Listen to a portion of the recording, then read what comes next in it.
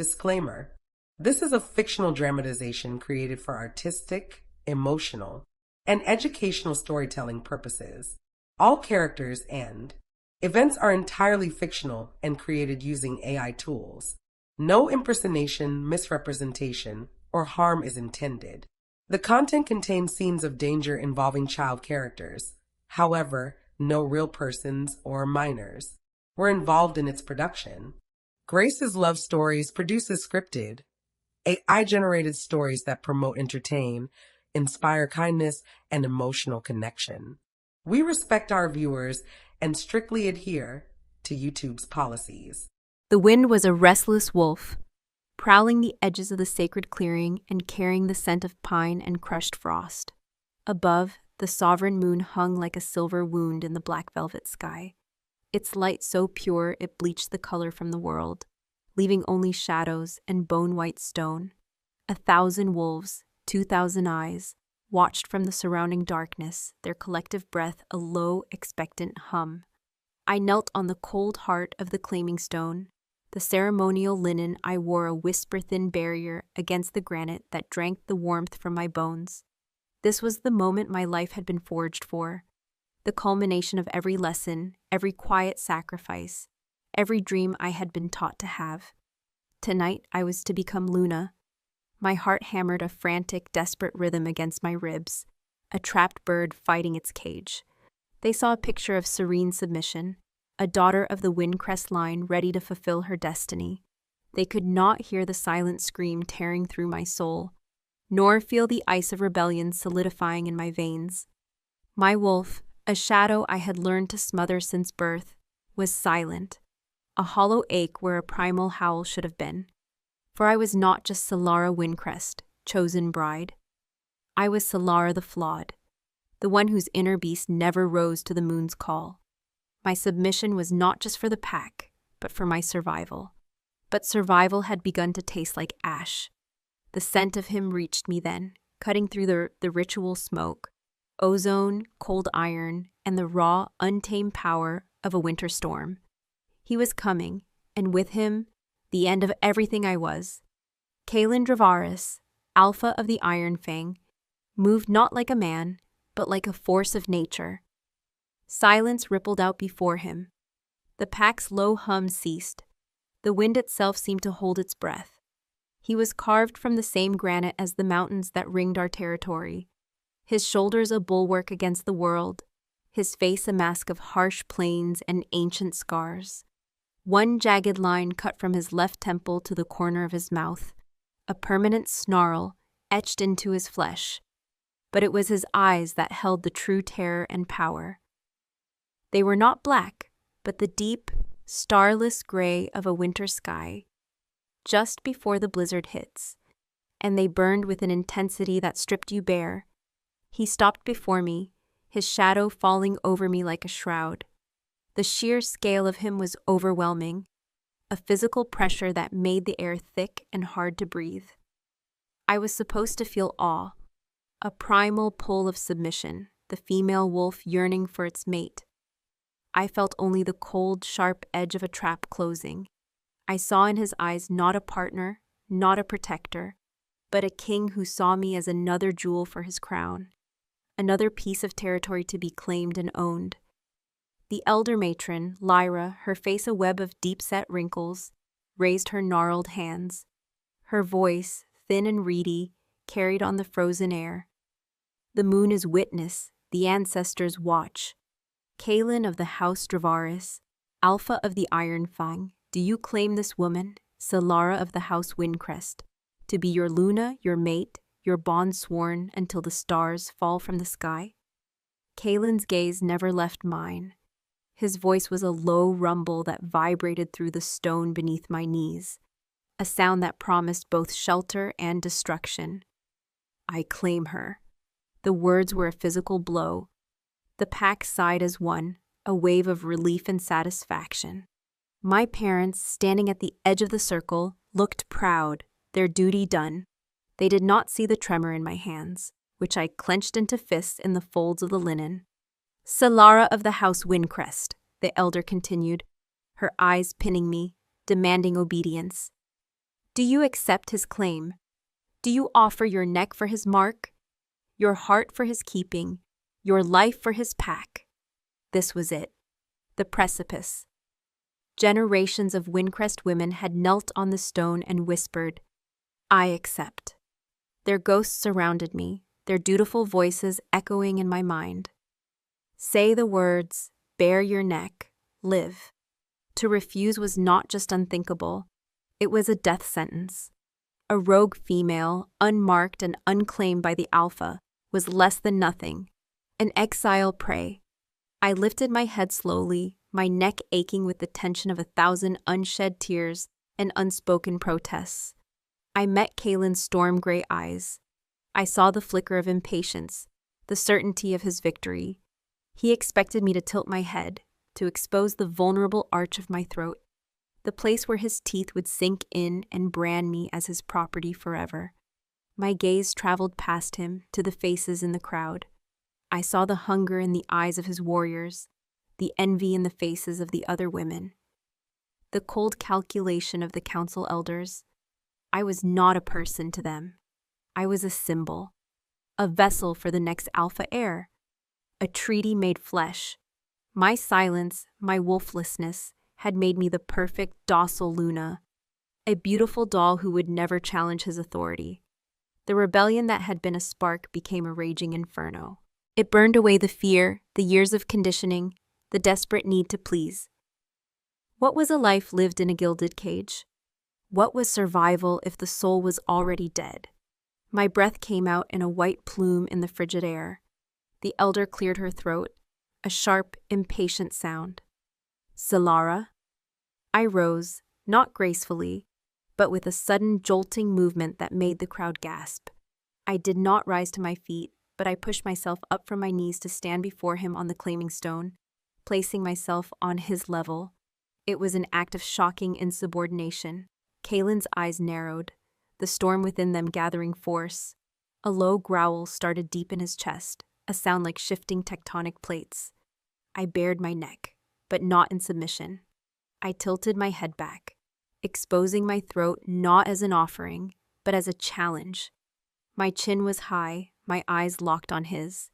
The linen slipped from one shoulder, revealing the smooth, unmarked skin that he believed was his to claim. My voice, unused to command, was not loud, but it was clear and sharp as a shard of ice. It cut through the sacred silence of the clearing with devastating precision. I will not wear your mark. For a heartbeat there was nothing. Absolute, deafening silence. The world seemed to freeze.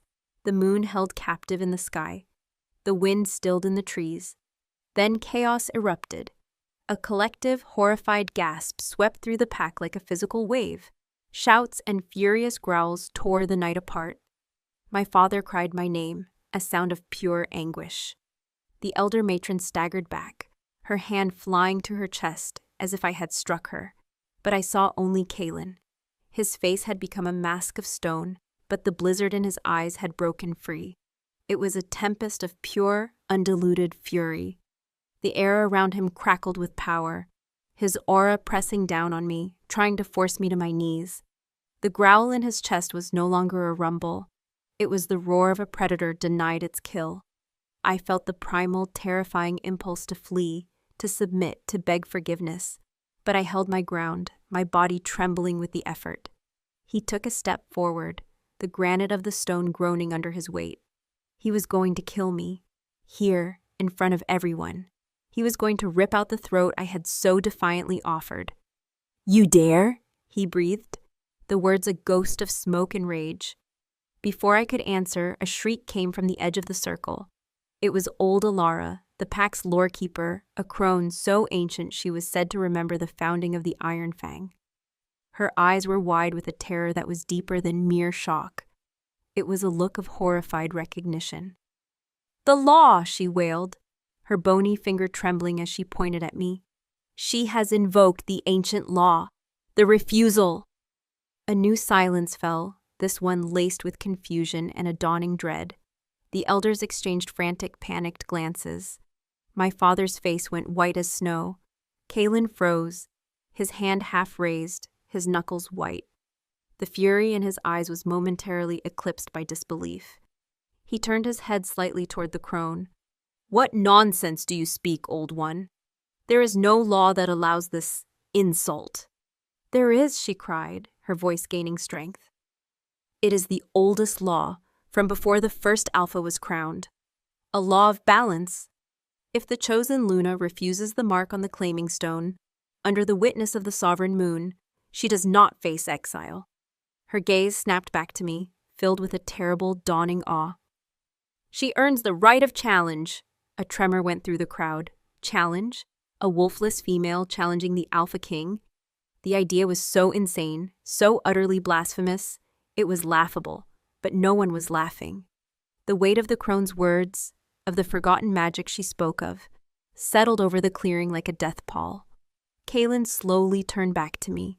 The rage was still there, a living inferno behind his eyes, but now it was joined by something else. A dark, dangerous curiosity.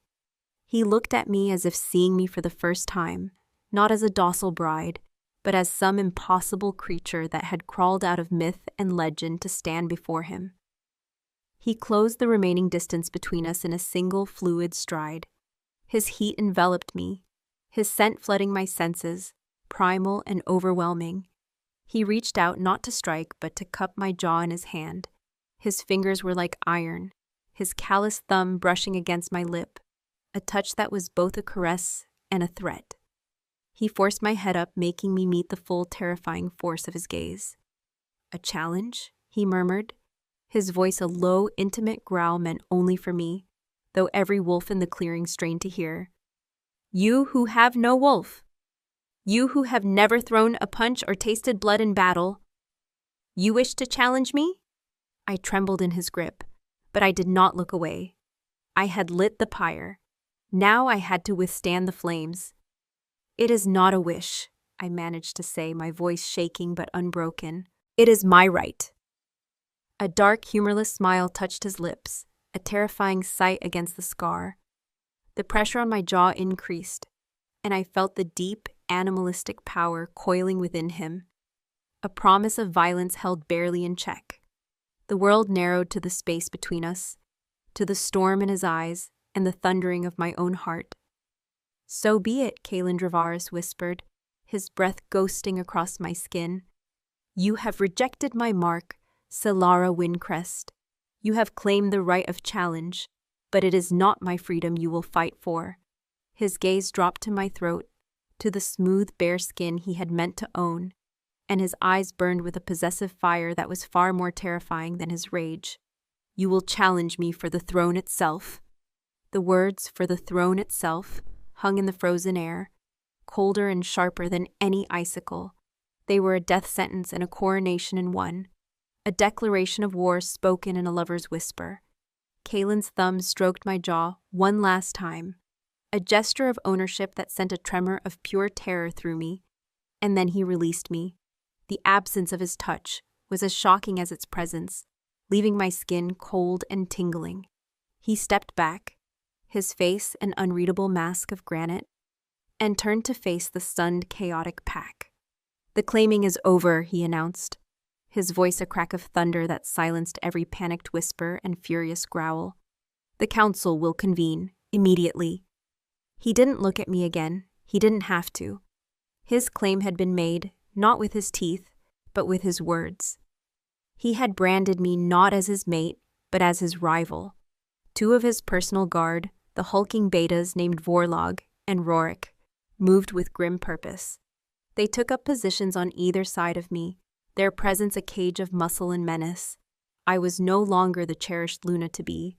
I was a prisoner on my own claiming stone. Vorlog's hand clamped around my upper arm, his grip bruisingly tight, and pulled me from the dais. The thin linen of my ceremonial dress offered no protection from the cold or the hundreds of accusing eyes that burned into me. As they marched me through the throng, the wolves parted as if I carried a plague. I heard the word whispered like a curse. Challenger. I saw hatred in the eyes of women who had once envied me. I saw confusion and bloodlust in the eyes of the warriors. I saw utter despair on my father's face as he reached a hand toward me. only to have it slapped away by Rorik's gauntlet. My mother had collapsed into the arms of her sisters, her sobs lost in the cacophony. I had not just refused a mark. I had shattered my family, disgraced my lineage, and thrown the entire pack into turmoil. The weight of it was a physical thing, threatening to crush my spine. The council hall was a cavernous space carved into the heart of the mountain, the stone walls echoing with the whispers of 1,000 years of judgments. A great fire roared in a central hearth, casting long dancing shadows that writhed like angry spirits. The 13 members of the High Council were already seated around a massive petrified oak table, their faces grim. Kaelin stood at the head of the table, not seated, but looming over it like a predator guarding its kill. I was shoved onto a simple wooden stool, placed in the center of the room, isolated and exposed. Old Alara, the lore keeper, was brought in and given a seat of honor near the fire, her ancient eyes holding a spark of something I couldn't decipher. Fear, or perhaps a terrifying excitement. Garrick, the eldest councilman and my father's sworn rival, was the first to speak, his voice dripping with venom. "This is an abomination. An affront to the moon, to our ancestors, and to our alpha. The girl is either mad or in league with dark spirits. The law she hides behind is a forgotten relic, a dangerous myth that has no place in a civilized pack. I say we cast her out. Let the wilderness have her." A chorus of angry agreements followed. "She is wolfless," snarled another. "How can a being with no wolf, no inner beast, dare to challenge the Alpha Prime? It is a mockery." My father, his face ashen, finally found his voice. "She is my daughter. She is overwrought, the pressure of the claiming. Perhaps her mind is not her own tonight. Mercy, Alpha, I beg you." I flinched at his words. He was trying to save me by painting me as a weak, hysterical female. It was the same cage I had just fought my way out of, and the shame of it burned hotter than the fire. Kaelin remained silent, his arms crossed over his massive chest, his storm-gray eyes fixed on me. He was letting the council tear me apart, letting me feel the full consequence of my defiance. He wanted to see if I would break. It was Alara who finally quieted the room. She rose slowly, leaning heavily on a staff of twisted ironwood. "The law is not a myth, Garrick," she rasped, her voice thin but carrying an undeniable authority. "It is the foundation upon which the Alpha's throne was built. It ensures that power is never absolute, that the heart of the pack has a voice, even if it speaks only once in 1,000 years. The refusal is binding. The moon was witness. The Alpha spoke the words. The challenge has been issued and accepted." Garrick slammed his fist on the table. "The challenge requires trials. What trial can this shell of a woman possibly endure? She will die in the first hour." "That is for the moon to decide, not you," Alara said, her gaze unwavering. "The ancient law dictates 3 trials. They are not tests of brute strength alone. They are the trial of spirit, the trial of heart, and the trial of blood. Each must be completed between one moon and the next. To fail any one of them is to forfeit one's life." A chill deeper than the mountain stone seeped into my bones. Trial of spirit, trial of heart, trial of blood. They sounded like a death dirge. I had to speak. If I stayed silent now, they would decide my fate without ever hearing my voice again. I pushed myself to my feet, my legs trembling so hard I thought they might give way. Every eye in the room snapped to me. "I am not mad," I said, my voice quiet but firm. I looked directly at Garrick, then at my father, and finally at Kaelin. "And I am not weak. I did what I did because the choice of who marks me, who binds my soul, must be my own. If your laws value Aluna so little that her only worth is in her silent submission, then your laws are what is flawed, not me."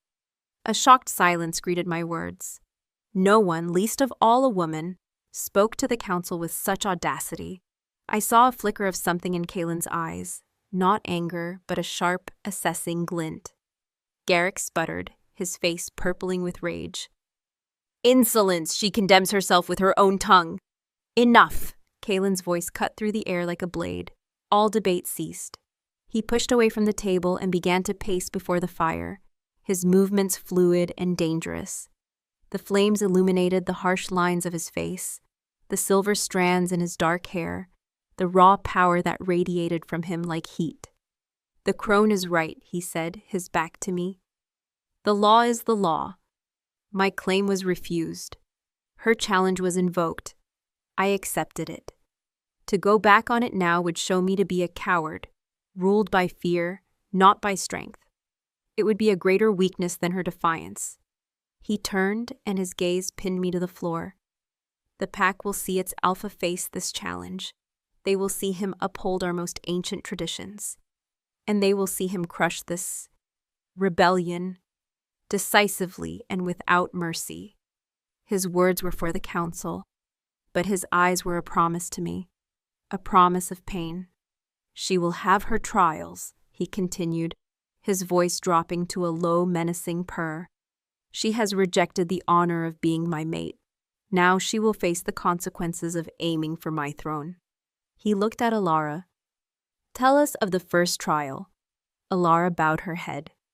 "The first trial," she intoned, her voice taking on a formal, ritualistic cadence, "is the trial of spirit. It tests the challenger's bond with the territory, their endurance, their will to survive. The challenger must travel to the silent peaks, to the summit of the widow's needle, and bring back a single, perfect bloom of the moon petal flower. They must go alone, with nothing but the clothes they wear. The flower only blooms for one night, under the light of the full moon. It withers by dawn." A wave of murmurs and horrified gasps filled the hall. The silent peaks were the most treacherous part of our territory, a range of barren, windswept mountains where the air was thin and the cold was lethal. Vicious snowcats and rogue wolves hunted there. The Widow's Needle was the highest, most inaccessible peak, a sheer spire of ice and rock that even our most seasoned warriors avoided. To attempt it without supplies, in the dead of winter, was not a trial. It was a method of execution. My blood ran cold. I could feel the hope draining out of me, replaced by a vast, empty despair. This was impossible.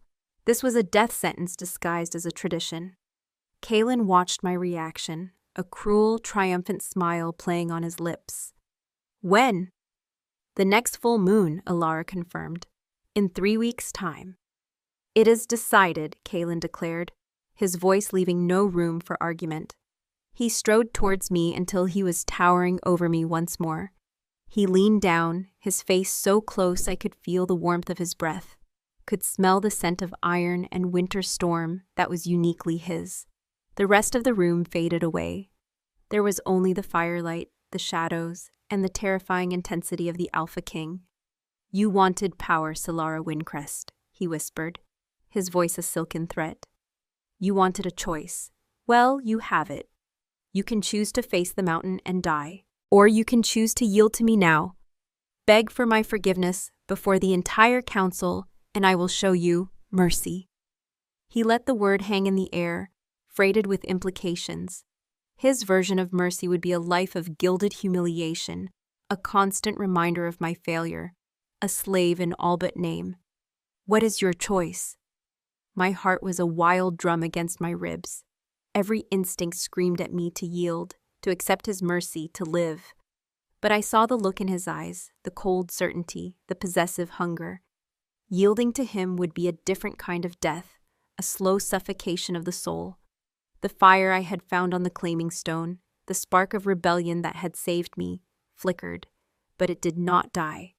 I met his gaze, my chin held high. "I will face the mountain." For a second I saw it again, not anger, but a flash of stunned disbelief, quickly followed by a dark, dangerous respect. He had expected me to crumble. He had not expected me to choose certain death over submission to him. He straightened up, his smile gone, replaced by a mask of cold fury. "Then you will be confined to the Great Tower until the day of your trial. See to it," he commanded Vorlog and Rorik. As they hauled me to my feet, my gaze fell upon my father. He wouldn't look at me. He simply stared at the stone floor, his shoulders slumped in defeat. He had lost a daughter and gained a disgrace. The pain of that was sharper than any fear of the mountain. They dragged me from the hall, leaving the murmuring council and the silent, brooding Alpha behind. The gray tower was a solitary spire at the far edge of the settlement, reserved for traitors and the dangerously insane. As the heavy iron-bound door slammed shut behind me, plunging me into cold, moonlit darkness, the reality of my situation finally crashed down. I was alone. I was wolfless. And in 3 weeks, I was going to climb a frozen mountain to my death. I sank to the stone floor, wrapped my arms around myself, and for the first time since I spoke my refusal, I allowed a single silent tear to trace a path through the grime on my cheek. I had won my freedom from the Alpha's mark, only to be sentenced to death by the mountain's peak. The great tower was a column of silence and cold. Days bled into one another, marked only by the slow crawl of a sliver of sunlight across the stone floor and its retreat into the deep, velvet dark of night. They gave me water and bread, shoved through a slot in the heavy oak door by a guard who never spoke and never met my eyes. The isolation was a living thing, a predator that stalked the edges of my sanity. I spent hours at the single barred window, my gaze fixed on the distant, jagged line of the silent peaks. The widow's needle was a shard of black glass against the sky, impossibly high, wreathed in perpetual clouds. It was my tombstone. In the suffocating quiet, the truth I had kept buried for a lifetime began to surface. My wolflessness was not a simple affliction. It was a void.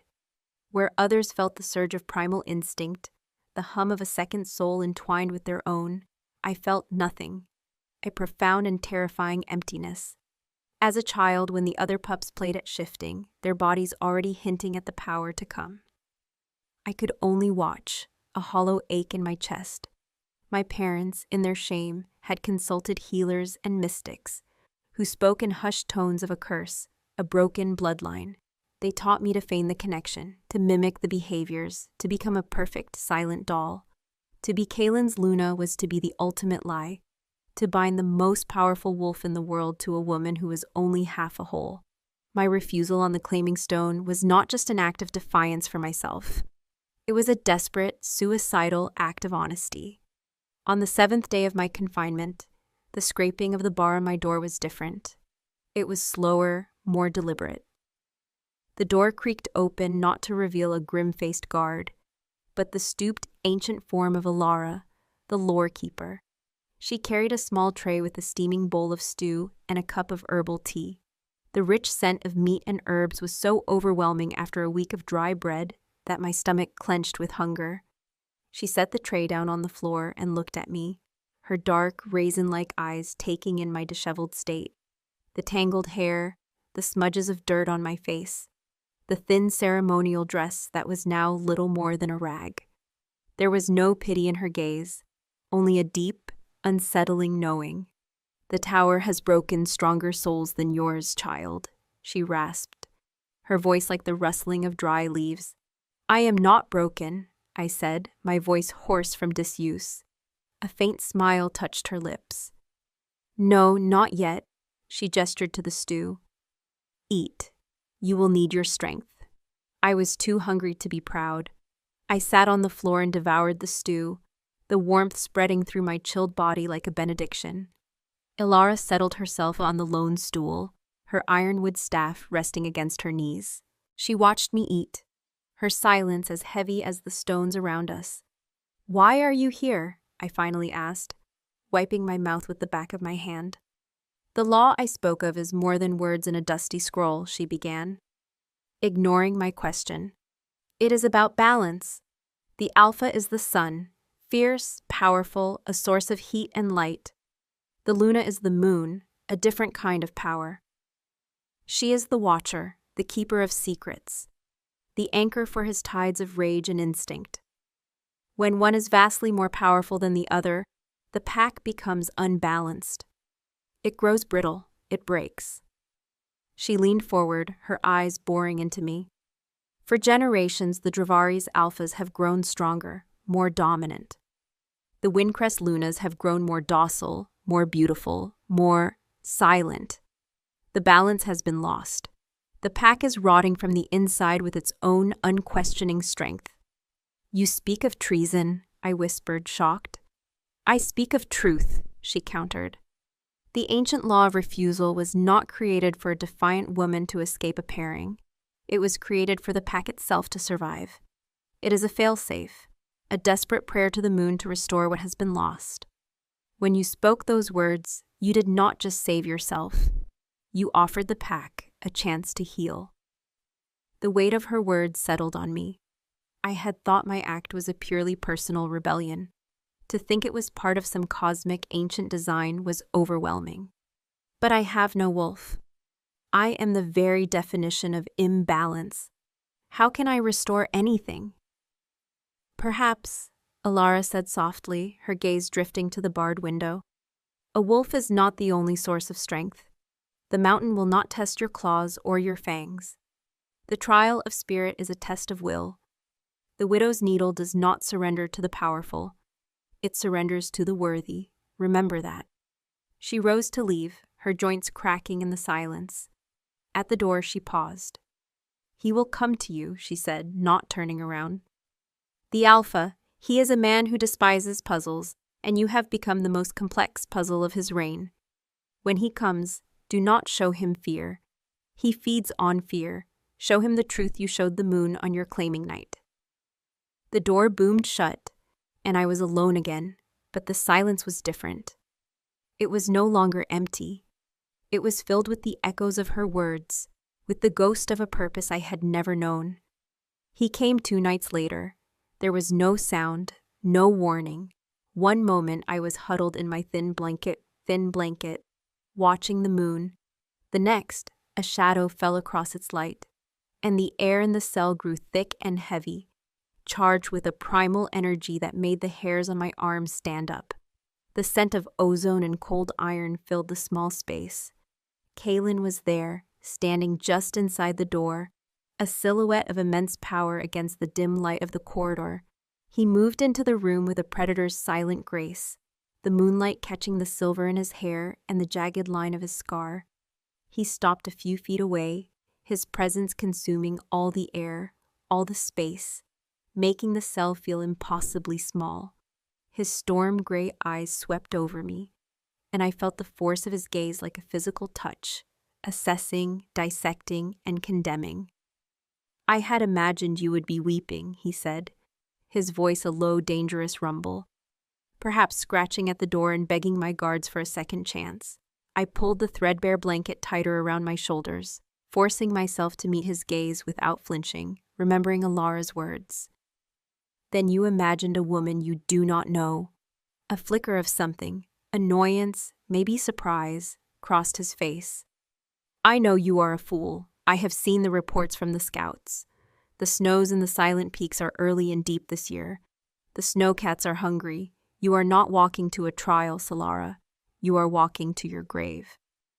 Then my blood will be on the mountain, not on your hands, I countered, my heart hammering against my ribs. Won't that be a relief for the council? He took a step closer, and I had to fight the instinct to scramble back. Do you think this is a game? You have spat in the face of 1,000 years of tradition. You have made me look weak. My wolves smell it. They see a challenger, and it makes them restless. There are whispers in the ranks, fights breaking out in the barracks. Your single act of defiance is a poison spreading through my pack. A pack that fears a single wolfless woman's voice is not as strong as its alpha believes, I shot back, my own anger surprising me. He closed the remaining distance in an instant. He didn't touch me, but he loomed over me, caging me against the cold stone wall with his body. His heat washed over me, a stark contrast to the chill of the tower. I was forced to crane my neck back to look up at him, and the sheer intimidating scale of him was terrifying. I could feel the coiled power in him, the barely restrained violence simmering just beneath his skin. You have no idea what strength is, he growled, his voice low and intense. Strength is holding this pack together when 3 rival clans are testing our borders. It's hunting down the rogue beasts that prey on our young. It's making the choice to sacrifice 100 warriors to save 1,000 families. Your entire life has been spent in soft linen and warm halls, protected by the very power you now mock.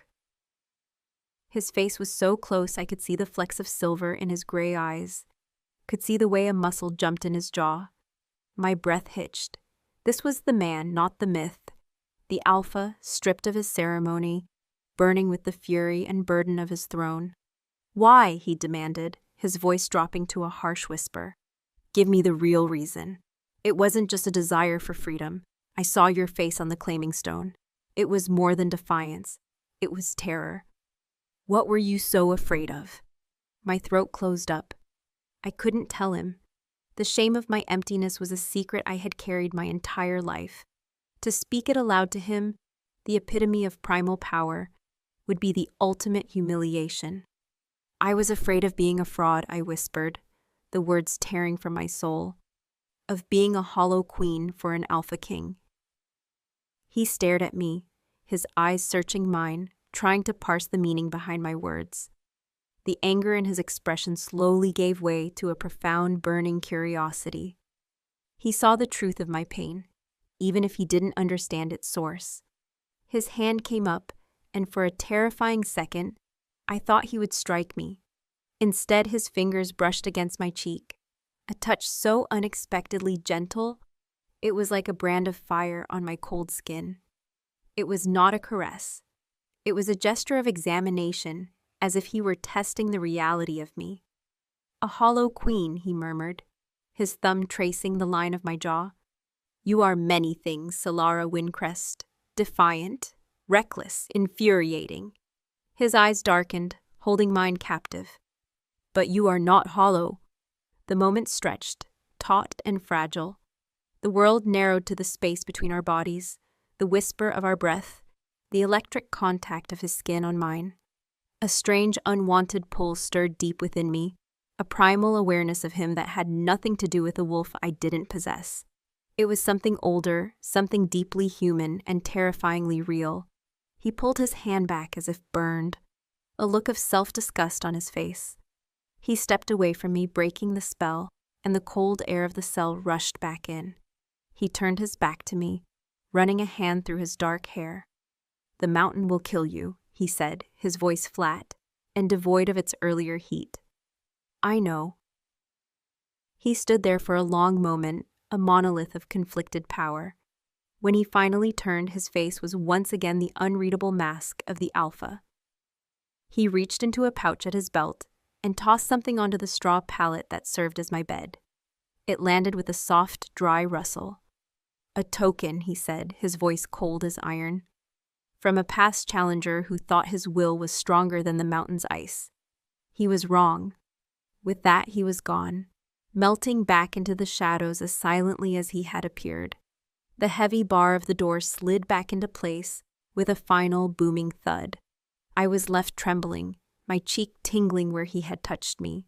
My heart was a frantic, wild thing in my chest. After a long moment, I crawled to the pallet. Lying there, luminescent in a stray beam of moonlight, was a single, perfectly preserved moon petal. It was brittle and ancient, its edges brown with age, yet it still held a faint, ethereal glow. It was not a token, it was a message. And as I stared at the impossible dead flower, a cold dread washed over me. It wasn't a warning about the mountain. It was a clue to a puzzle I couldn't comprehend, left by the one man who wanted me dead. The day of the trial dawned not with light, but with a deeper shade of gray. The sky was a bruised, swollen lid over the world, pregnant with snow. Vorlog and Rorik came for me, their faces grim and unreadable. They didn't bind me. There was nowhere to run. They flanked me as we walked out of the tower and into the biting wind, which whipped my thin dress around my legs and stole the breath from my lungs. The pack was gathered in the main square, a silent, grim-faced sea of wolves in their human forms. They parted for us, their eyes following me with a mixture of morbid curiosity, contempt, and for a scant few, a flicker of something that might have been pity. I saw my parents near the front, my mother's face buried in my father's shoulder. He met my gaze for a brief agonizing second, his expression a mask of grief. I had become a ghost to them already. Kalen stood on the steps of the great hall, a living statue carved from winter rock. He wore no ceremonial furs, only simple leather breeches and a tunic, as if the cold could not touch him. He watched my approach, his gray eyes as bleak as the sky above. Beside him, Alara held a small, unadorned leather pouch. I was brought to a halt at the bottom of the steps, forced to look up at him. The power dynamic was clear. He was the sovereign. I was the condemned. Salara of the House Windcrest, his voice boomed, carrying over the silent square. You stand before the Iron Fang Pack to begin the first trial, the trial of spirit. Do you stand by your challenge? He was giving me one last chance to relent. To save myself in front of everyone, the entire pack held its breath. The silence was so profound, I could hear the whisper of the wind snaking through the buildings. I thought of the cage of my old life, of his possessive touch in my cell, of the preserved dead flower he had given me. It was not a choice between life and death. It was a choice between two kinds of death. I lifted my chin, my voice ringing out with a clarity that surprised me. I stand by my challenge. A low collective sigh rippled through the crowd. Kalen's jaw tightened, a muscle jumping along the scar. He gave a curt nod to Alara. The old crone descended the steps slowly, her staff thumping on the stone. She stopped before me and held out the leather pouch. The law allows you this, she said, her voice for me alone. One item from your past life to carry with you, a reminder of what you are fighting for, or what you have left behind. My past life, a life of silent lessons and suffocating expectations. What could I possibly take from that? A ribbon, a book, they were meaningless trinkets. My eyes scanned the crowd, searching for something, anything, and found my father's gaze again. This time, he didn't look away. I saw the anguish, the shame, but beneath it, buried deep, was the memory of the man who had once taught me the names of the stars and the properties of mountain herbs. Before I was a political pawn, I was his daughter. My father's hunting knife, I said, my voice barely a whisper. Alara's eyes flickered toward my father. A moment of tense silence, then he pushed his way through the crowd. He didn't speak. He simply unbuckled the worn sheath from his belt and handed it to Alara. It was a simple, practical blade, its handle worn smooth from years of use. It was the knife he'd used to teach me how to skin a rabbit, how to find the heartwood of a pine. It was a piece of the father I had lost. Alara placed it in the pouch and handed it to me. The trial begins now, Kalen declared. You will walk north until you reach the foothills. You will not stop, you will not deviate. You have until the next full moon to return with the moon petal. If you are not back by sunrise on the appointed day, you will be declared dead and the challenge void. He turned and strode back into the great hall without a backward glance, the heavy doors booming shut behind him. His judgment was passed. The spectacle was over. The crowd began to disperse, melting back into their homes, their whispers following me like ghosts. I was left alone in the vast, empty square, flanked by my two guards. Walk, Vorlog grunted, prodding my back with a gauntleted hand. And so I walked. Out of the settlement, past the last sentry post, and onto the winding path that led toward the dark, ominous line of the silent peaks. The guards escorted me for the first mile, their silence a heavy weight. When we reached a gnarled old oak that marked the edge of the official patrol routes, they stopped. From here, you are on your own, Rorik said, his voice not unkind. May the ancestors have mercy on your spirit. Then they turned and left me. The true silence that descended then was terrifying. It was the silence of the wilderness, vast and indifferent. The wind moaned through the skeletal branches of the trees, a lonely, mournful sound. I looked back once at the faint plume of smoke that marked the settlement, my last tie to the world I had known. Then I turned my face to the north, to the looming mountains, and put one foot in front of the other. The first days were a blur of aching muscles and gnawing hunger. The The foothills were a brutal, unforgiving landscape of sharp rocks and thorny brush. I ate what I could find. Bitter roots my father had taught me to identify. A handful of frozen, shriveled berries. At night, I'd find shelter in the lee of a rock outcropping, shivering in my thin dress, clutching the leather pouch that held my father's knife. It was my only comfort. I quickly learned the rhythms of survival. I learned to read the clouds, to find water, to move with a stealth I never knew I possessed. The silence of my inner wolf, once a source of shame, became a strange kind of asset. I was not driven by the primal urges and territorial instincts that could lead a shifter into reckless confrontations. I was just a creature trying to survive, small and quiet in a vast, dangerous world. One evening, huddled by a pathetic fire I'd managed to start with my father's knife and a piece of flint, I heard a low growl from the darkness beyond the firelight. I froze, my heart leaping into my throat.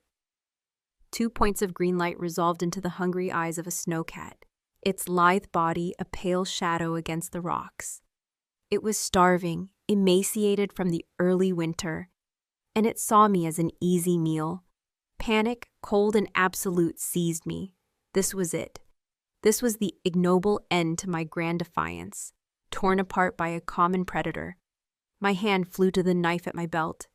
It felt small and useless against such a creature. The cat crept forward, its belly low to the ground, a predatory rumble vibrating in its chest. Then a new scent hit the air. It cut through the pine and the cold stone, ozone, iron, and a power that made the very air crackle. A shadow detached itself from the deeper shadows of the trees. It was massive, far larger than any wolf I had ever seen. A great dark beast with fur the color of a starless midnight and eyes that burned with a cold gray fire. It was Kalen, not the man, but the wolf.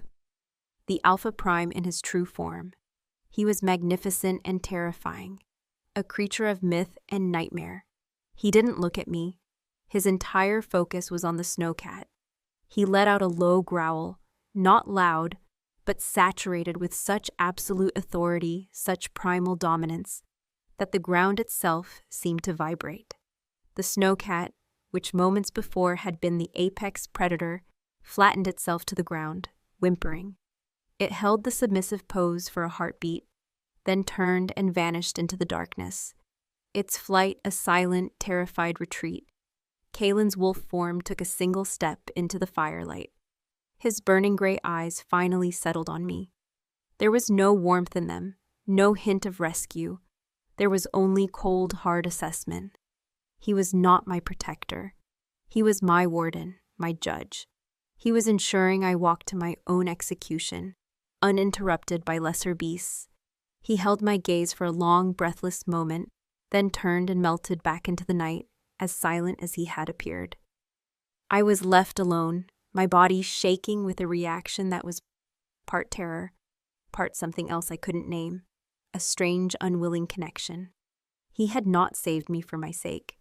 He had saved me for the sake of his trial, for the integrity of his sentence. But he had saved me nonetheless. The intimacy of that violent, silent encounter was more profound than any conversation we had ever had. The encounter changed something in me. His presence, even as a distant shadow, was a constant.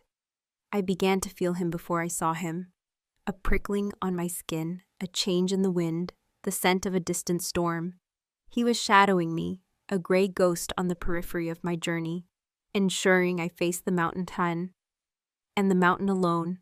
It was a cruel form of torment, a constant reminder of the power I had challenged, and the man who was now inextricably bound to my fate. As I climbed higher, the landscape grew more brutal. The trees thinned, giving way to barren rock and deep snow. The wind was a constant physical assault, trying to tear me from the mountainside. My dress was in tatters, my hands and feet numb, my face raw from the cold. I was running on nothing but pure, stubborn will. One afternoon, crossing a vast, snow-blinded expanse, the ground gave way beneath me. I plunged into a hidden crevasse, my fall broken by a deep drift of snow at the bottom. I was alive, but my ankle had twisted violently, sending a bolt of white-hot agony up my leg. I was trapped, a dozen feet down in a narrow fissure of rock and ice, with a useless leg and a blizzard beginning to rage above. Despair, colder and more final than the ice around me, washed over me. This was the end. Not the snowcat, not the cold, but a simple, stupid misstep.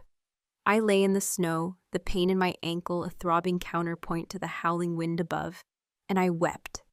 Hours passed. The blizzard screamed, dumping feet of snow, sealing me in my icy tomb. The cold was a creeping numbness, a sweet, deadly siren song luring me to sleep. I was drifting, my consciousness fading, when I smelled it again. Ozone and iron, impossibly close.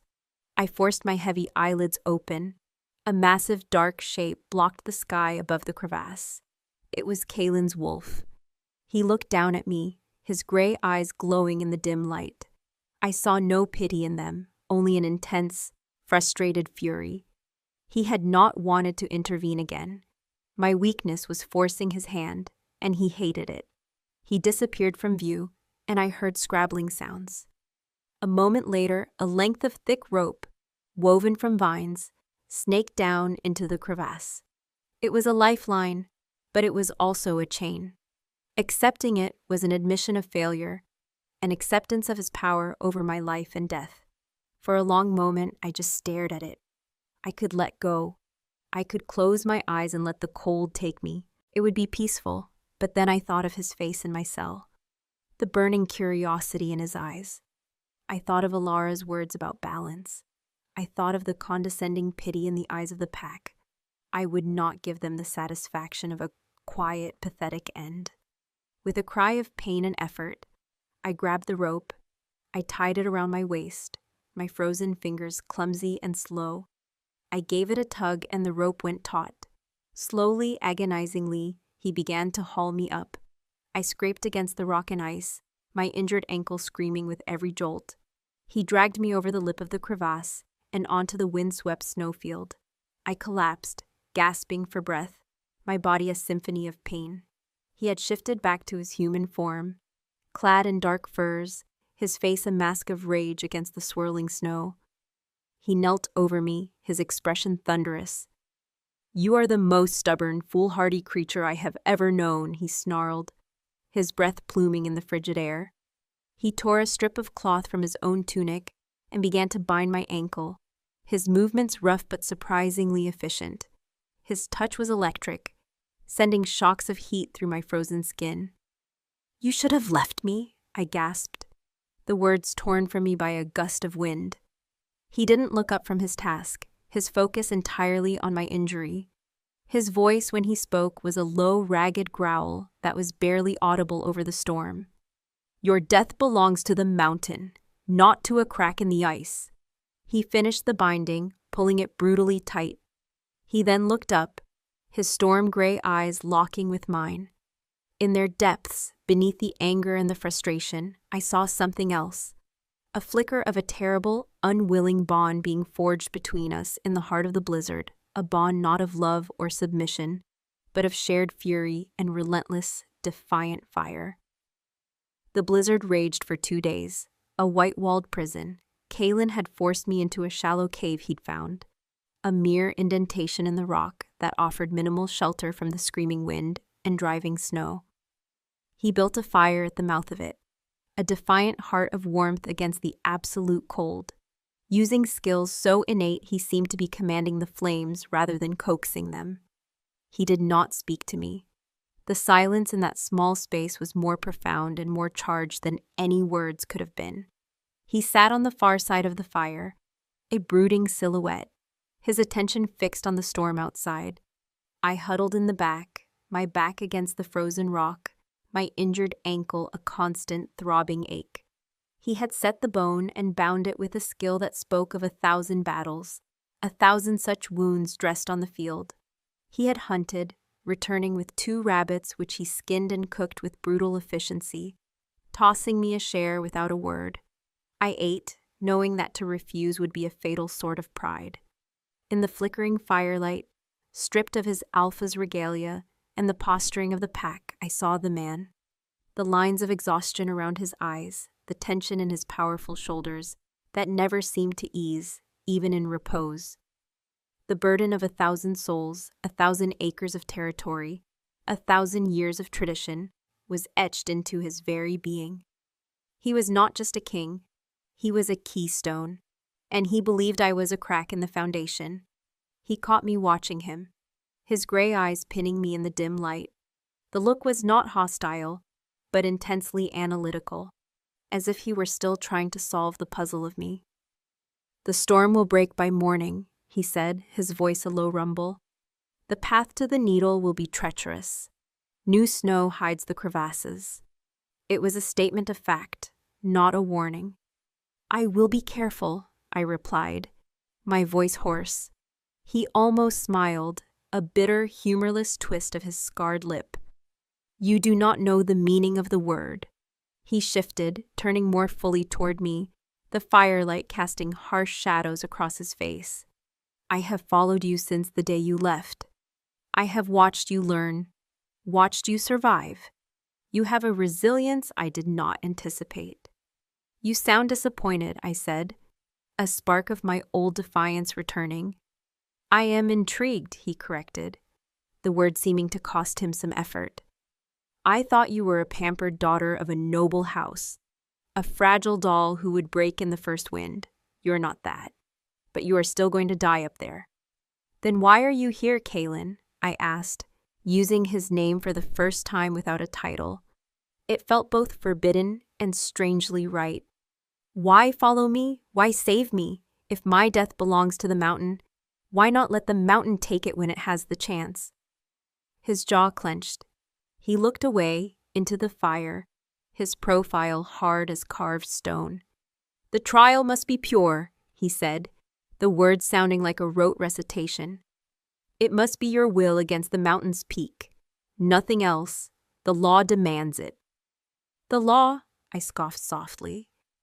"Or is it you? Can you not bear the thought of my story ending in a simple accident? Do you need the grand finale? The challenger, broken and frozen at the foot of the widow's needle, her quest a failure? Does your victory need to be absolute, with no room for chance or fate?" He looked back at me, and the storm in his eyes was more violent than the one raging outside. "You think this is about my victory?" he snarled, leaning forward. "This is about order, about a pack that has known peace for a generation because its alpha is unquestioned. You, with your grand, selfish gesture, have threatened to burn all of that down. Your challenge is not a quest for freedom. It is an act of supreme arrogance. And yes, I will be there to see it fail. I will watch the mountain teach you a lesson in humility you refuse to learn from me."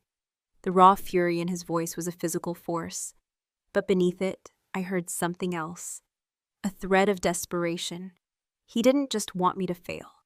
He needed me to. My success was an unthinkable, world-shattering concept to him.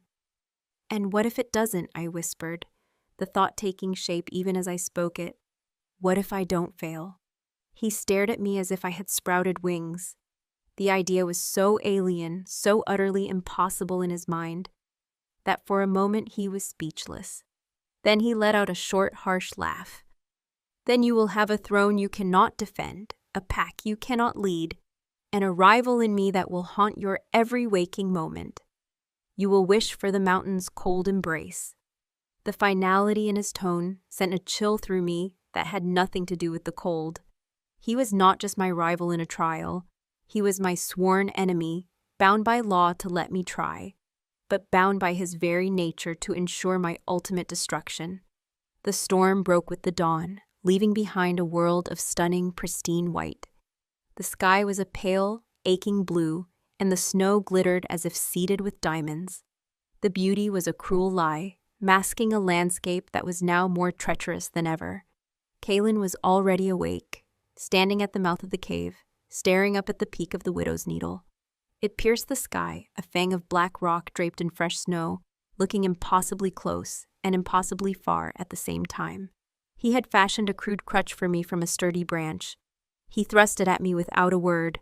I took it, my fingers brushing his. The contact was brief, but it sent a jolt through my entire body, a sudden, unwanted awareness of the heat and strength in him. He pulled his hand back quickly, his expression shuddered. "The moon is full in 2 nights," he stated. "You are out of time." I didn't need the reminder. I could feel the pull of it, a strange silent hum in the air. I tested my weight on the injured ankle. It protested with a sharp, searing pain, but the binding held. It would have to be enough. He started to move away, to melt back into the shadows and resume his role as my warden, but I stopped him. "Kaylin." He paused, his back to me. "The flower," I said, my voice quiet. "The dead one you gave me in the tower. Why?" He was silent for a long moment. I could see the tension in the set of his shoulders. "The challenger who brought it back died 3 days later," he said, his voice flat. His spirit was strong enough to conquer the peak, but his heart was not strong enough to survive the victory. He froze to death in his own bed, his body covered in a frost no fire could melt. He left me with that chilling story, a final parting threat. I watched him go, a dark figure against the blinding snow, until he was gone. I was alone again, but the solitude felt different. It was no longer just me against the mountain. It was me against him. Our wills locked in a silent battle across the frozen wastes. His story was meant to frighten me, to break my spirit. But instead, it lit a fire in me. The challenger hadn't failed. He had succeeded and died anyway. There was a piece of the puzzle I was missing, a danger that lay beyond the peak itself. The climb was a special kind of hell. Every step was a negotiation with agony. The crutch helped, but the deep snow made progress slow and exhausting. The air grew thin, and my lungs burned with every breath. The silence was absolute, broken only by my own ragged breathing and the occasional distant crack of shifting ice. I climbed through the day and into the twilight, driven by a frantic urgency. The moon began its ascent, huge and luminous, a perfect silver disk in the indigo sky. Its light cast the landscape in stark relief, every rock and snowdrift etched in black shadow. I was high on the shoulder of the mountain now, the peak a sheer, final spire of rock above me. And there, in a sheltered crevice on a narrow ledge, I saw them, the moon petals. They were not mere flowers. They glowed with a soft internal luminescence, their petals the color of captured moonlight, their centers a dusting of what looked like silver frost. They grew in a small, perfect cluster, pulsing with a faint cold light. Their beauty so ethereal, so impossible, it stole my breath. I had made it. Against all odds, I had reached my goal. A wave of triumphant, hysterical laughter bubbled up in my throat. I crawled the last few feet onto the ledge, my body screaming in protest, and reached a trembling hand toward the nearest bloom. The petals were not soft. They felt like spun ice, cool and delicate against my fingertips. As I plucked a single, perfect flower from its stem, a strange sensation flooded me, a profound, searing cold that had nothing to do with the air temperature. It shot up my arm and into my chest, a cold that felt ancient and alive. The preserved flower Kaylin had given me. The challenger who had frozen to death after his victory. The puzzle pieces slammed together in my mind with horrifying clarity. The trial wasn't just reaching the flower. The flower was the trial. It was a vessel of the mountain's own frozen spirit. To touch it, to take it, was to invite that spirit into yourself. The cold intensified, sinking deep into my bones, a creeping frost spreading through my veins. My breath began to plume in front of my face, thicker than before. A thin layer of rime started to form on the tattered sleeve of my dress. I was dying, just as Kaylin had known I would. This was the true trap. He hadn't needed to watch me fail. He had sent me to a victory that was itself a death sentence. Panic and rage warred within me. I clutched the glowing flower, its cold a burning agony in my hand. I would not die here. I would not give him the satisfaction. I had to get back. I had to show him the flower, show them all, even if it was the last thing I did. I turned, my movements clumsy, my limbs growing stiff, and he was there. Kalen stood at the edge of the narrow ledge, blocking my path. He was no longer a distant shadow, but a solid, menacing presence, his face a mask of grim inevitability in the moonlight. He had watched me take the flower. He had waited for the mountain spirit to claim me. "It is done," he said, his voice quiet, almost gentle. It was the most terrifying sound I had ever heard. "Give it to me, Solara. I will take it back to the pack. I will tell them you succeeded. They will sing your name as a hero, even as you find your peace here." He was offering me an honorable death, an easy end. All I had to do was surrender. "No," I rasped, my teeth chattering uncontrollably. I held the moon petal out, not in offering, but in defiance. Its light cast a ghostly glow on my face, illuminating the frost that was beginning to crystallize on my eyelashes. "My death belongs to me, not to you, and not to this mountain." I tried to push past him. It was a foolish, desperate move.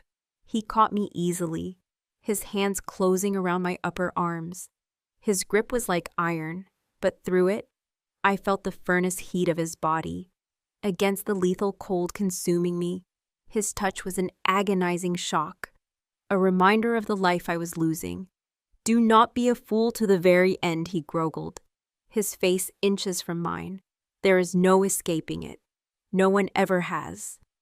"I am not no one," I cried, my voice cracking. I struggled against him, a futile battle. I was weakening, the cold making my movements sluggish, my thoughts slow.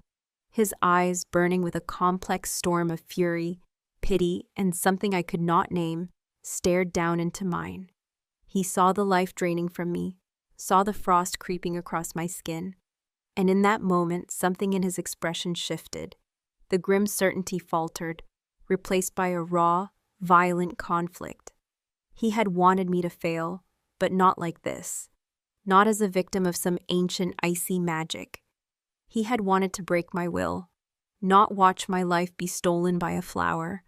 With a curse that was torn from the very depths of his soul, he hauled me against him, one arm wrapped around my waist like a steel band, lifting me off my feet. The other hand came up, not to strike, not to restrain, but to cover the hand in which I still clutched the moon petal. "Give me the cold," he snarled, his voice a guttural command. And then he did something that shattered my world. He lowered his head, and his mouth crashed down on mine. It was not a kiss of passion or love. It was a kiss of brutal, desperate force, a primal act of transference. He wasn't trying to kiss me. He was trying to inhale the very frost from my soul, to draw the mountain's lethal spirit out of me and into himself. His kiss was a cataclysm. It was the clash of winter and fire, a desperate battle waged on the precipice of the world. His lips were hard, demanding, and through them I felt not warmth, but an impossible, consuming heat that seemed to radiate from the core of his being. It was the raw, untamed power of the Alpha Prime, a living furnace of instinct and will, the mountain's chill that had invaded my veins. That creeping, lethal frost recoiled from his touch as if from a brand. His hand tightened over mine, crushing my fingers against the icy petals of the moon petal. I felt a violent psychic jolt as the connection between me and the flower was severed. The cold didn't just recede, it was ripped from me, drawn out through my lips, through our clasped hands, and into him. I felt a tremor run through his massive frame, a deep, shuddering intake of breath as he absorbed the mountain spirit into himself. A thin sheen of frost immediately appeared on his dark hair, silvering it in the moonlight. The skin of his hand, where it covered mine, grew deathly pale. He was taking the curse, willingly. He was trading his fire for my ice, pulling my death into his own body. The sheer insane arrogance and power of the act was staggering. He wasn't just defying the mountain. He was dominating it, consuming its essence as if he had the right. He broke the kiss with a ragged gasp, stumbling back a step. His breathing was harsh, labored. The blizzard in his eyes had become a maelstrom of pain and fury. The frost on his hair thickened, and a rime of ice traced the jagged line of his scar. He looked at me, and in his gaze, I saw the full, terrible cost of what he had done. He had saved me, but he had poisoned himself. Why? The word was a shattered whisper from my own lips. My body was trembling, not from cold, but from shock and the wild, chaotic energy that had just coursed between us. "Because your challenge is to me," he snarled, his voice raspy, his words punctuated by full visible plumes of frozen air. "You will not be claimed by a mountain. You will not be stolen by some forgotten magic. If you are to be broken, Solara, you will be broken by my hand, and my hand alone." His possessiveness was a terrifying, all-encompassing force, more absolute than any mark. He saw me not as a person to be saved, but as a conquest to be preserved for his own victory. The thought should have chilled me, but all I could feel was the ghost of his heat, the echo of his life force pouring into me. He grabbed the moon petal from my limp fingers. In his grasp, the flower's ethereal glow seemed to dim, its cold leached away. He shoved it into a pouch at his belt. "The trial is not over. You have the flower. Now you must return with it." He turned from me and began the treacherous descent, his movements stiffer now, less fluid. The mountain's chill was already working on him, slowing the predator, dulling the fire. I watched him go, my mind reeling. The world had tilted on its axis. The clear lines of enemy and challenger had blurred into something raw, complicated, and dangerously intimate. I followed him, my own aches and injuries momentarily forgotten, my focus entirely on the dark, brooding figure who now carried my death sentence inside him. The journey down was a silent, grim ordeal. We moved through the pre-dawn gloom, two ghosts haunting the slopes of the Widow's Needle. The cold that had left me now radiated from him. He moved with a rigid control that I recognized as a battle against encroaching numbness. He refused my help, shrugging off my attempts to steady him with a growl of pure, frustrated pride. He was the alpha. He would not show weakness, especially not to me. We reached the foothills as the sun's first pale rays touched the horizon. The settlement was a distant smudge of smoke. We had made it, but we were far from safe. Kalen stumbled, catching himself against a tree, his breath coming in ragged, shallow pants. The frost now clung to his eyelashes, his lips were tinged with blue. "You must go on alone," he rasped, not looking at me. "You must be seen to arrive by yourself. The trial must be pure." "You are dying," I said, stating the obvious, horrifying truth. "My fate is no longer your concern," he bit out, pushing himself away from the tree. "Go, take the flower, present it to the council. That is the only thing that matters now." He was a paradox of honor and cruelty. He had saved my life only to command me to leave him to die. All for the sake of appearances, for the integrity of the law that we were both now trapped by. But I couldn't do it. To leave him here would be a betrayal of the impossible thing he had done on that ledge. It would make his sacrifice a meaningless footnote in my story. "No," I said. He turned to me, his face a mask of disbelief and rage. "What did you say?" "I said no," I repeated, my voice stronger. I stepped toward him, into his aura of cold, and met his furious gaze without flinching. "You said this was a battle between you and me. If you die here, I don't win. The mountain wins, and I will not grant it that victory." For a heartbeat, he seemed too stunned to speak. He had expected me to seize my chance, to run to the finish line and claim my success. My refusal to leave him, my tying of my fate to his, was a move he hadn't anticipated. "You are a fool," he finally breathed, a grudging, almost imperceptible note of respect in his tone.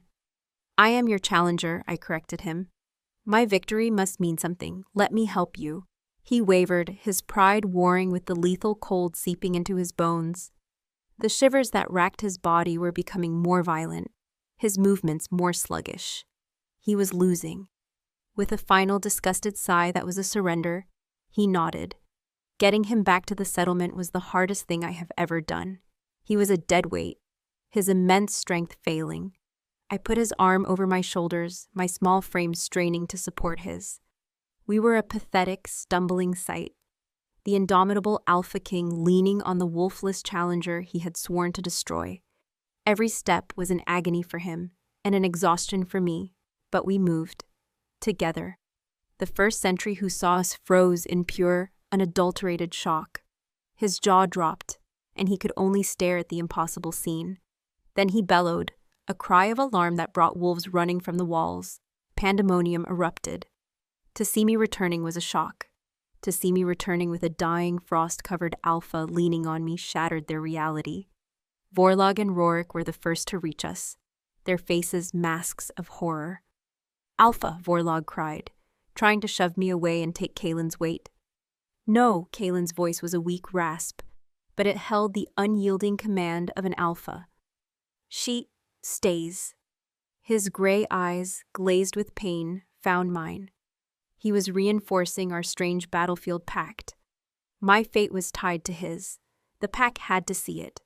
They carried him to the great hall, laying him on a platform of furs before the hearth, which the elders frantically stoked into a roaring inferno. But the heat of the fire seemed to have no effect. The frost on his skin did not melt. His shivers grew more violent, his breathing more shallow. He was encased in a cold that came from within. I stood by the entrance, forgotten in the chaos, still clutching my father's knife and the crude crutch. Alara pushed her way through the frantic healers and council members. She knelt beside Kaelin, her ancient hands hovering over his chest. She closed her eyes, her face a mask of concentration. When she opened them, they were filled with a grave, terrible understanding. "It is the mountain spirit," she announced, her voice cutting through the noise. "He has taken it into himself. No fire can warm him. No healer can draw it out. It has anchored itself to his soul." A wave of despair washed over the gathered pack. Their alpha, their immortal force of nature, was dying before their eyes, and they were powerless to stop it. Garrick, the ambitious councilman, was already looking around, his eyes calculating, sensing a power vacuum.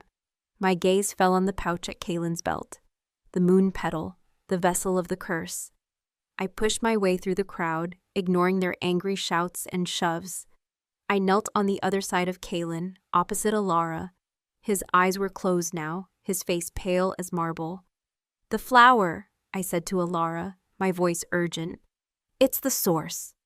"The source and the anchor," she agreed, her eyes sharp and focused on me. To destroy the flower would be to unmoor the spirit, but it would lash out, consuming him completely in its death throes. "Then it needs a new anchor," I reasoned, my mind racing. "Another vessel to move into." Alara stared at me, her eyes widening as she understood my meaning. "Child, no, you barely survived it the first time. It has tasted you. It will consume you in a heartbeat." "He took it from me," I said, my voice low but fierce. My gaze was locked on Kaelin's still face. I saw the ledge, felt the ghost of his kiss, the brutal, selfless act that had bound us together. I will not let him have taken it for nothing. Before anyone could stop me, I reached into the pouch and pulled out the moon petal. It pulsed with a malevolent, cold light, feeding on the life force it was stealing from Kaelin. I ignored Alara's cry of protest, ignored the gasps of the council. I looked at Kaelin, at the man who had been my jailer, my tormentor, my judge, and my impossible savior. "This debt is mine to pay," I whispered to his unconscious form. Then I pressed the frozen petals of the moon petal to the one place on my body that still held the phantom heat of his touch. I pressed it to my lips. The cold slammed into me with the force of a physical blow, 1,000 times more powerful than before. It wasn't a creeping frost now. It was an avalanche. It roared into me, a ravenous, ancient entity, eager to reclaim its prize. My vision went white with cold, and a scream was ripped from my throat, a sound of pure, untempered agony. I felt my own life force being devoured, my spirit extinguished by the absolute zero of the mountain's soul. But as the darkness claimed me, as the last vestiges of my consciousness faded, I felt something else. Deep within the void where my wolf should have been, a spark ignited. A flicker of impossible heat, born from the echo of the alpha's fire he had poured into me. It was not a wolf's soul. It was my own, reforged in defiance and sacrifice. and as the mountain spirit rushed in to consume me, it met a fire it did not expect. The two forces collided within me, and the great hall was blasted with a wave of power that threw wolves from their feet and extinguished the great hearth in a hiss of steam. I knew no more. I awoke to silence, not the oppressive silence of the gray tower or the vast, indifferent silence of the mountains Satinpa, but a deep, peaceful stillness that felt like the world holding its breath after a storm. I was in a bed, swathed in thick, warm furs, in a room I didn't recognize.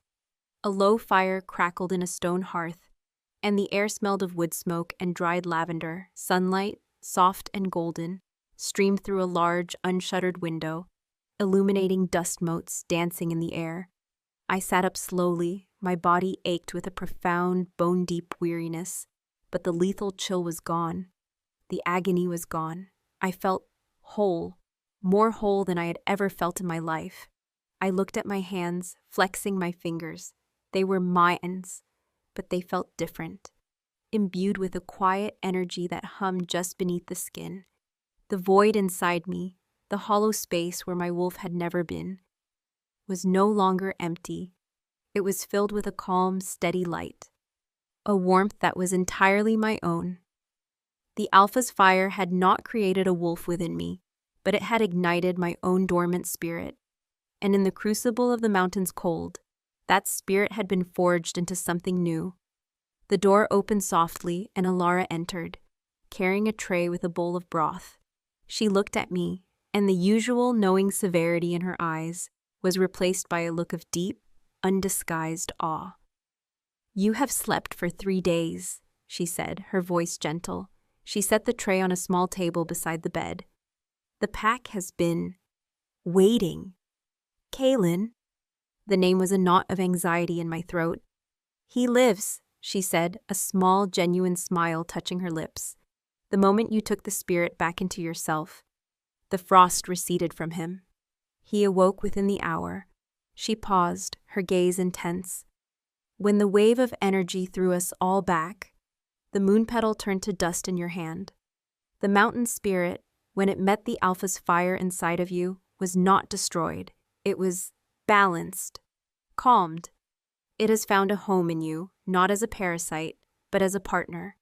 The ice and the fire have found their equilibrium. In you." I tried to process her words. The ancient, malevolent spirit was now a part of me, tamed by a spark of my enemy's soul. I was no longer an empty vessel. I was a union of impossible opposites. "Where am I?" I asked, looking around the room. It was rustic but comfortable, the furnishings well made and sturdy. It was not a healer's room, nor was it a cell. "The Alpha's personal chambers," Alara said simply, as if this were the most natural thing in the world. "He has permitted no one else to see you." My heart hammered against my ribs. I was in his space, sleeping in his bed. The scent of ozone and winter storm, his scent, was woven into the very fabric of the furs around me. "The trials," I began, my voice faltering. "The first trial is complete," Alara confirmed. "You brought back the moon petal. You presented it, in a manner of speaking." Her eyes twinkled with a dry humor. "You survived its curse. According to the ancient law, you have succeeded. The pack knows it. They saw what you did. They felt the power you unleashed."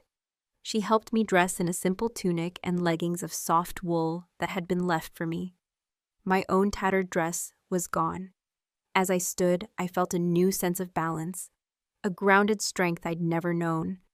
The world seemed sharper, the colors more vivid, the sounds clearer. "He is waiting for you," Alara said, gesturing to a door on the far side of the room. "On the high balcony." My stomach fluttered with a nervous energy that was equal parts fear and anticipation. I had faced down death, a mountain, and an ancient curse. Why did the thought of facing him alone feel like the most terrifying trial of all? I walked through the door and onto a wide, windswept balcony carved from the mountainside. It overlooked the entire valley, the settlement a miniature toy town below, the vast expanse of the Iron Fang territory stretching to the horizon. And he was there, Kalen stood at the stone parapet, his back to me. He was dressed simply, as he had been in the mountains, but he stood with the unshakable authority of a king. The sunlight caught the silver in his hair, and I knew that the frost had left a permanent mark, a reminder of the death he had courted for my sake. He must have heard me, but he didn't turn. "The council is in an uproar," he said, his voice a low, calm rumble that vibrated in the stone beneath my feet. "They do not know what to make of you. The woman who returned from the dead, who healed the Alpha, who wielded a power no one has seen in 1,000 years. Garrick is terrified. My father-in-law-to-be is trying to claim credit for your strength. They are all fools."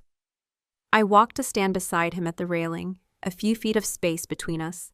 The sheer drop was dizzying, but I felt no fear. I looked at his profile, the harsh line of his jaw, the straight nose, the scar that now seemed less like a mark of violence and more like a part of his landscape. The storm in his eyes was gone. In its place was a deep, clear gray, like the calm heart of a winter morning. "And what do you make of me, Kalen?" I asked quietly.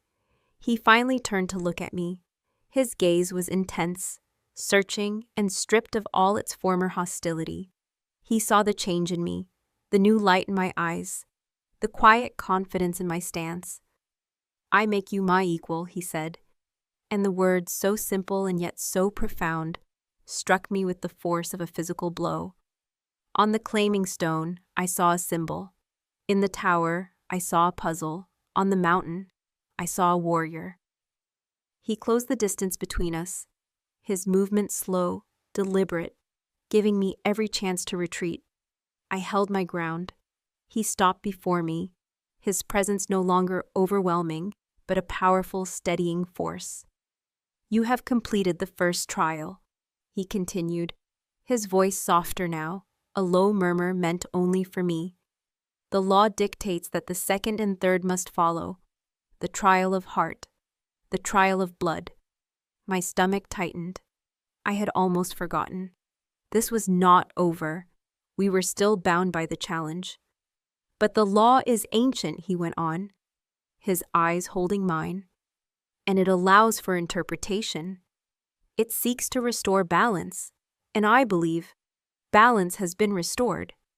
He reached out, not with the possessive grip of an alpha, but with a startling gentleness. His fingers brushed my cheek, tracing the same line his thumb had in my cell. This time, the touch did not feel like a threat. It felt like a question, a reverence. "The challenge can be ended, Solara," he whispered. "By mutual consent, the challenger can withdraw her claim, or the alpha can yield." My breath caught in my throat. Him? Yield? The concept was as unthinkable as my own victory had once been to him. "I will not yield my throne," he said, a ghost of his old arrogant smile touching his lips. But the challenge was never just for the throne. It was for the right to choose, the right to say no. His expression grew serious again, his gaze burning into me. "I am giving you the choice you were denied on the claiming stone, freely, with all the pack as our witness." He took my hand, his large, calloused fingers enveloping mine. It was not a gesture of ownership. It was a partnership. "Withdraw your challenge," he murmured, his voice a low hypnotic vibration. "End this, and stand beside me, not as a Luna chosen for you, but as a queen who has chosen her own path, not as my possession, but as my partner. Rule with me, Solara. Be the fire to my ice. Be the heart that balances the fang. Choose me."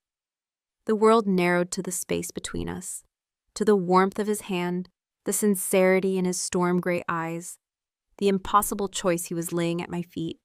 He was offering me everything: power, respect, a shared throne, and himself. Not the arrogant king, but the man who had faced death on a mountaintop to preserve my right to challenge him. I thought of my old life, the silent, gilded cage. I thought of the terror on the claiming stone, the defiance that had set me on this path. I had fought for the right to say no, but he was now giving me the power to say yes. and looking at the man before me, the alpha who had seen my true spirit and chosen to name it his equal, the man whose fire now echoed in my soul, I knew my answer. I had started this journey to win my freedom from him. But somewhere on that frozen mountain, in that crucible of ice and fire, my freedom had become inextricably bound to his. I will not withdraw my challenge, I said, my voice clear and steady. A flicker of pain, of raw disappointment crossed his face. But before he could speak, I continued, a smile finally touching my own lips. Because a queen does not withdraw, I said, squeezing his hand. She accepts the surrender of her king. His eyes widened in stunned comprehension, and then he threw his head back and laughed. It was not the harsh, humorless sound I had heard before, but a deep, genuine roar of pure, unadulterated joy that echoed across the valley. It was the sound of a winter storm breaking, of a foundation settling, of a balance finally, perfectly, found. He pulled me against him, his arms wrapping around me in an embrace that was both a surrender and a claiming, and I knew I was finally home.